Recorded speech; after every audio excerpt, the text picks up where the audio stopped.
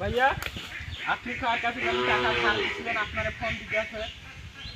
ওই দেও দেখি, দাঁড়ান।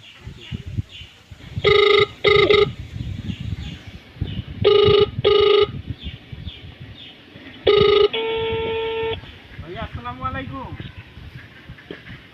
ওয়ালাইকুম আসসালাম। ভালো আছো ভাইয়া?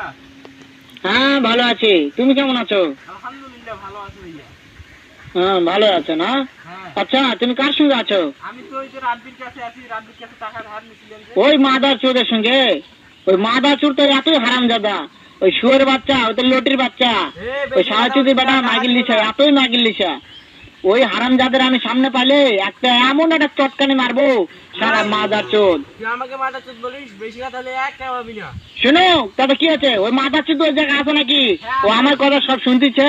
হ্যাঁ ওই সাহাচুদির বেটাকে শুনে শুনে আমি বেশি বলবো, শুয়োরের বাচ্চা, শুয়োরের বাচ্চাকে আমি একটা এমন একটা চটকানি মারবো, শালা শুয়োরের বাচ্চা, লটির বাচ্চা। এক গাছ ফেলাই দিব এখানে তো। তাই নাকি? ওই শুয়োরের বাচ্চা আমাকে মারতে চায়? হ্যাঁ শুয়োর বাচ্চাকে আমি দেখা সাক্ষাৎ হলে বলে শুয়োরের বাচ্চাকে আমি এমন চটকানি মারবো, মাদার চোদ। আমি থামো, আমি